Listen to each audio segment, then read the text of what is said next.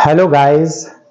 आज का जो टॉपिक है वो moment of inertia of rectangular lamina. Rectangular lamina में हम जैसे इस कॉपी की बात करें, ये कॉपी देख रहे हैं आप, जिसकी क्या है, लंबाई भी है चौड़ाई भी है, ठीक है ना। अब इसको हम रोटेट कराते, कैसे रोटेट करा दें, हम ऐसे रोटेट करा दें इस तरीके से, यानी कि इस प्लेन के अबाउट ऐसे रोटेट करा दें। देखिए हम कितने ढंग से इसको रोटेट करा सकते हैं, आप ये चीज समझिए। पहले एक तो देखो हमने इसको ऐसे रोटेट करा दिया, मान लीजिए यहां से सेंटर के अबाउट ऐसे रोटेट करा लें, और ये भी तो हो सकता कि हम इसको ऐसे रोटेट करा लें, ये भी तो है ना रोटेशन। और फिर एक ये भी हो सकता है कि अगर सपोज करिए ये प्लेन है, इस प्लेन में हम होल कर दें, इस प्लेन में क्या कर दें, एक होल कर दें, ठीक है ना। जैसे मान लीजिए कि ये है, ये इसी को मान लीजिए ये जिगजैग शेप का है, कोई बात नहीं है। इसमें अगर हम बात करें कि ये किस तरीके से काम करेगा, तो देखिए अगर हम प्लेन के परपेंडिकुलर यानी ये ऐसे, तो हम ऐसे भी तो रोटेट करा सकते थे, एक ये भी रोटेशन है इसका, और एक रोटेशन क्या है, ऐसे भी रोटेट करा सकते हैं, और एक हम कैसे ऐसे भी रोटेट करा सकते हैं, और एक क्या है, ऐसे भी रोटेशन यानी एंड के अबाउट। जैसे कि हम पंखा चलाते हैं, हैंड वाला फैन की बात करें तो हैंड वाला फैन जैसे ये है, तो देखिए इसको ऐसे ऐसे रोटेट करा दें, तो इस तरीके से हम इसको 4 वे से रोटेट करा सकते हैं, मिनिमम ये है। और वैसे तो हम इनफाइनाइट वे से इसको रोटेट करा सकते हैं, इनफाइनाइट टाइप से। लेकिन जो हम सिंपली स्टडी करते हैं वो या तो इस प्लेन के अबाउट ऐसे रोटेशन लेंगे, या फिर हम ब्रेथ के अबाउट लेंगे, या लेंथ के अबाउट लेंगे, या फिर हम क्या करेंगे, सेंटर के अबाउट परपेंडिकुलर। ये जो है इसका ये परपेंडिकुलर होगा, ये प्लेन का परपेंडिकुलर है, और ये क्या है, पैरेलल है। ये केस क्या कहलाएगा, पैरेलल केस कहलाएगा, और ये क्या है, एंड केस कहलाएगा, ठीक है ना। तो इस तरीके से हम मैनी टाइप से एक रेक्टेंगुलर लैम्ब्डा का क्या निकाल सकते हैं, मोमेंट ऑफ इनर्शिया फाइंड कर सकते हैं, ठीक है ना। तो सबसे पहले हम फिगर आपको दिखाते हैं कैसे। यहाँ पर ये देखिए एक रेक्टेंगुलर लैम्ब्डा ले लेते हैं, थिन रॉड के ही सिमिलर इसकी भी हम स्टडी कर सकते हैं। इसकी लेंथ कितनी है, यहां पर हमने इसको, ये एक्स एक्सिस के अबाउट है, ये वाई एक्सिस के अबाउट है, यानी वाई वाई डैश कर दीजिए इसको, और ये एक्स एक्स डैश कर लिए, ठीक है। इसका सेंटर पॉइंट ये ओ ले लेते हैं, इसका सेंटर पॉइंट क्या कर लेते हैं, और थोड़ा क्लियर कर देते हैं। इसका सेंटर पॉइंट जो है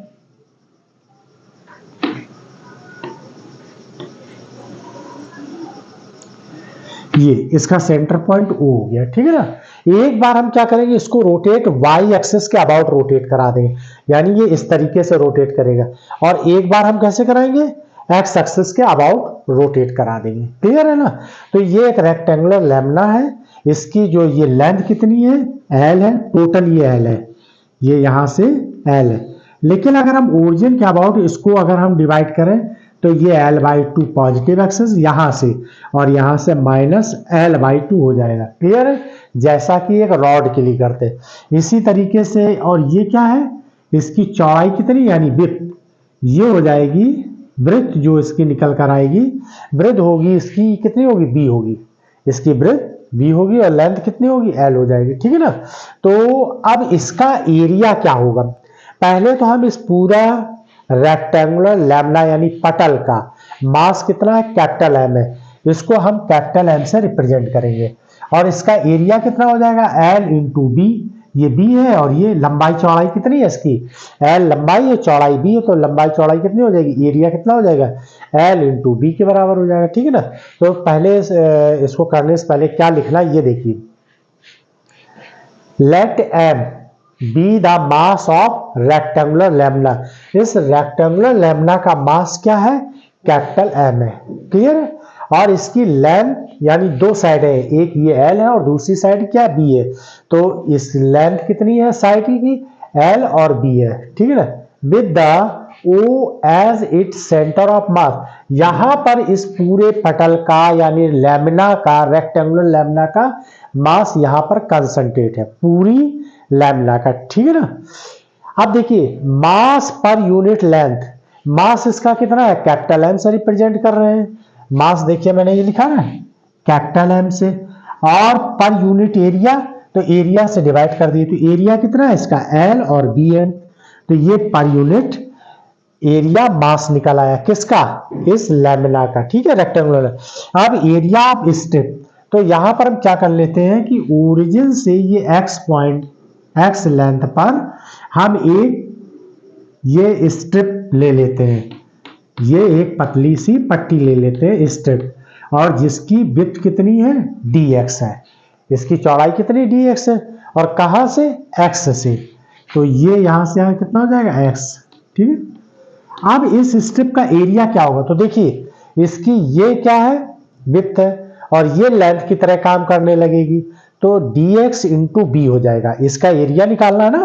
तो देखिए ये क्या है, एक तरीके से हम लंबाई से बोल सकते हैं, और ये क्या है चौड़ाई है, ये देखिए ये क्या है b के बराबर है, ये b दिया ना, तो एरिया इस पट्टी का क्या निकल कर आएगा dx इंटू बी, ये एरिया निकल आया।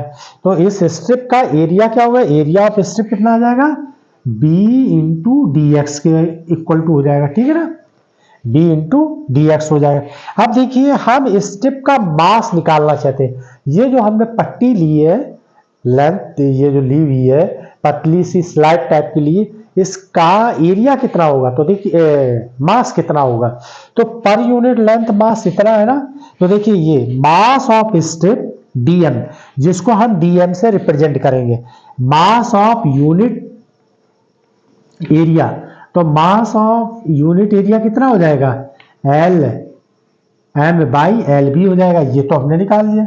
और स्ट्रिप की एरिया कितनी है, ये है, तो बी डी एक्स निकल आया कि नहीं, और ये b और b कैंसिल हो गया, तो क्या निकल कर आया यहाँ पर dm इक्वल टू हो जाएगा m बाई एल, और ये dx, ये तो हो गया dm, ठीक है ना। अब मोमेंट ऑफ इनर्शिया निकालना है, मोमेंट ऑफ इनर्शिया, और किसका इनर्शिया निकालना है, पहले हम मोमेंट ऑफ इनर्शिया इस स्ट्रिप का निकालना है, तो इस स्ट्रिप का क्या हो जाएगा मोमेंट ऑफ इनर्शिया किसका स्ट्रिप का, तो स्ट्रिप का निकल कर आ जाएगा यहां पर dm मास हो जाएगा, और ये कितनी है लेंथ, यहाँ पोजीशन है, तो ये से हम एक्स स्क्वायर से रिप्रेजेंट करेंगे, क्लियर है ना, और यहाँ इंटीग्रेशन का साइन बना देंगे, और ये किसके अबाउट निकालना है हम y के, तो y एक्सिस के अबाउट निकालने, किसके निकालने हैं y और y एक्सिस के अबाउट निकालने, क्लियर है।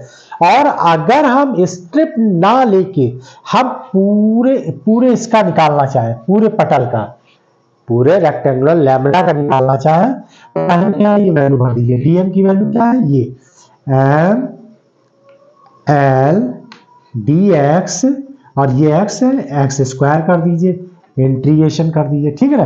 अब हम किसका निकालना चाहते हैं, यानी होल पटल का है, तो moment of inertia, moment of inertia और किसका निकालना है, ऑफ रेक्टेंगुलर लैमिना, होल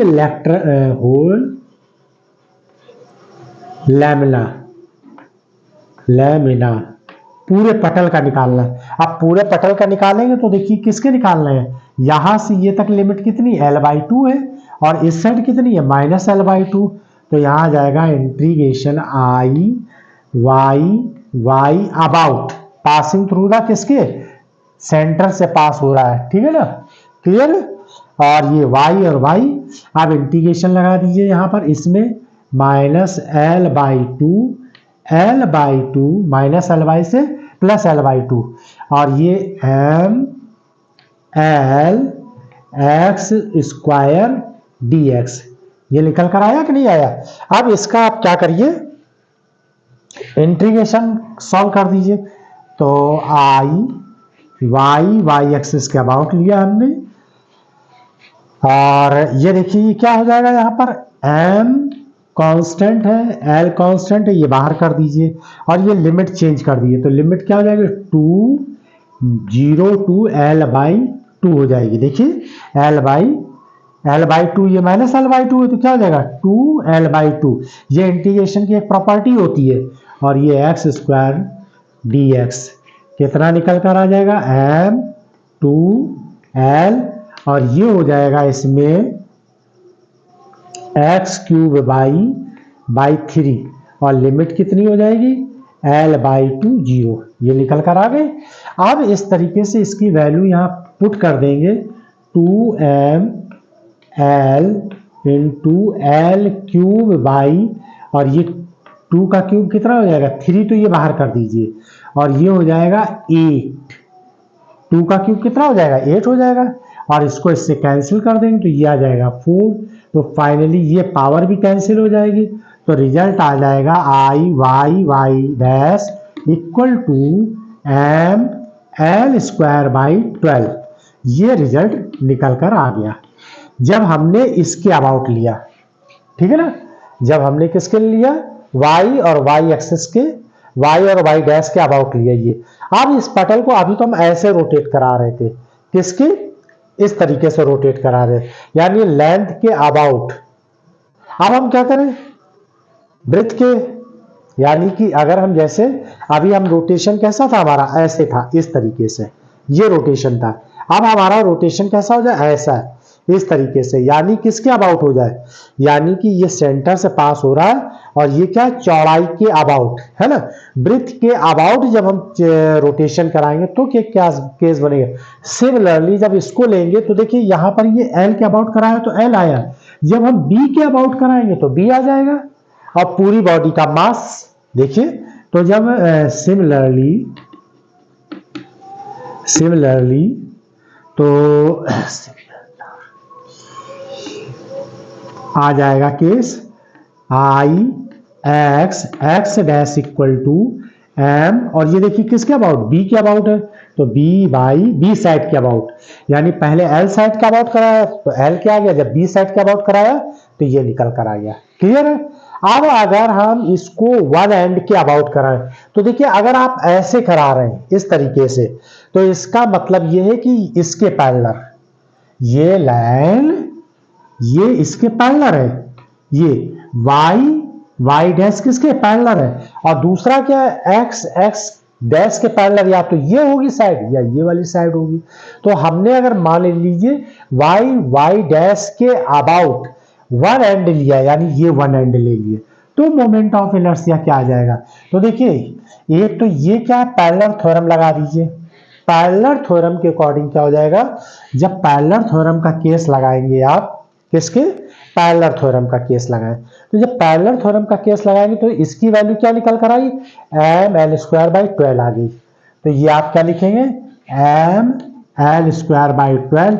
और पैरेलल थ्योरम क्या होती है, पैरेलल थ्योरम ये होती है सेंटर का मोमेंट ऑफ इनर्शिया जो सेंटर के अबाउट है, प्लस यहां से ये जितनी डिस्टेंस होगी, तो ये पैरेलल ही तो लाइन है इसके, तो ये कितनी डिस्टेंस है L/2 है, ये कितनी है L/2, यहां से यहां तक पूरी कितनी L है, तो हाफ कितनी हो L/2। तो पूरी पटल का मास, इसका पूरा मास ले लीजिए आप, पूरा लेमना का मास ले लीजिए, और लेंथ कितनी आपने लिए, यहां से यहां तक लिए, और L/2 का स्क्वायर कर दिए।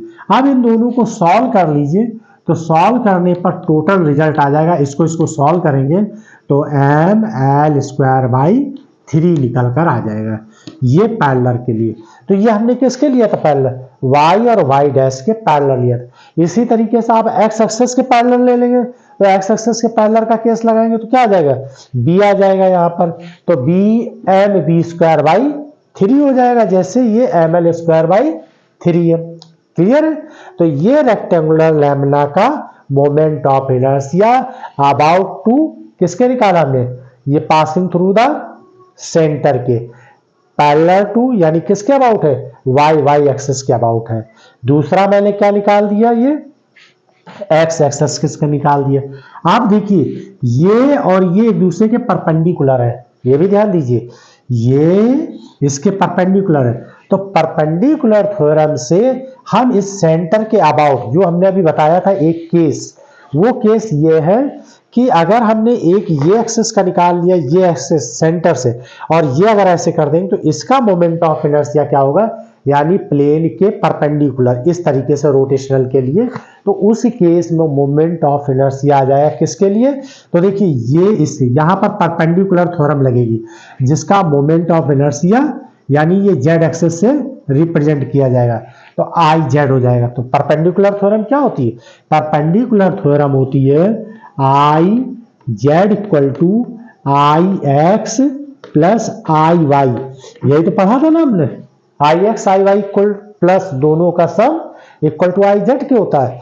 तो यहां पर अब वैल्यू भर दीजिए, ये देखिए एक्स के लिए क्या आ जाएगा एम एल स्क्वायर बाई 12 और ये क्या है एम एल स्क्वायर बाई 12 हो जाएगा।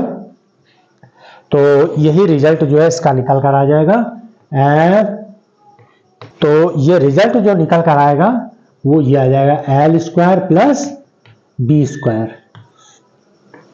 ये आई जेड हो जाएगा, एक रिजल्ट ये आ जाएगा। क्लियर है, समझ में आ गया। अब आप इसका स्क्रीनशॉट ले लीजिए।